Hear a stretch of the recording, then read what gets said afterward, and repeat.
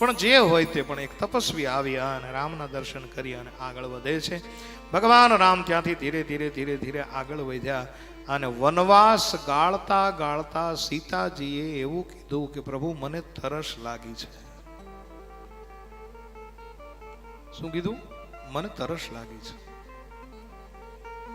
તમે વિચાર કરો સાહેબ કે જનક જેવા જેમના પિતા હોય, દશરથ સમ્રાટ જેવા એમના સસરા હોય, અને ઈ પુત્ર વધુ એમ કે મારે પાણી પીવું છે. એકવાર કલ્પના તો કરો બહેનો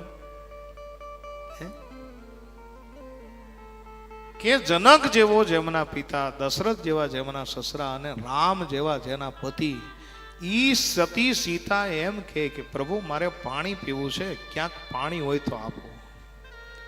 અને ભગવાન રામ એમ કે દેવી થોડાક આગળ ચાલો ને, એકાદું ગામડું આવે, કોઈ કસ્બો આવે, અને એ કસ્બાની કથા સાંભળી અને પ્રણ લ્યો બહેનો.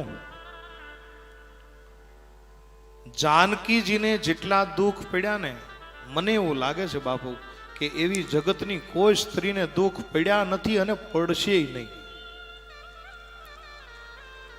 પણ નાના નાના છાશ વારે ઝઘડા થાય, અને આ મોબાઈલના ડબલાએ એટલું બધું બગાડ્યું છે સાહેબ.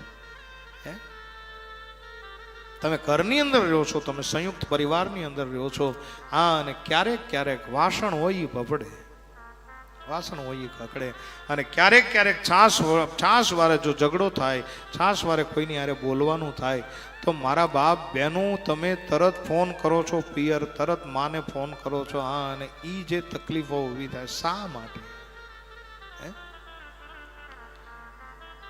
થોડું ઘણું બેનને દુઃખ પડે, અને કેરોસીનના ડબલા ખાલી થઈ જાય, મને એવું લાગે કે આ કેરોસીનના ભાવ એટલે જ વધ્યા છે.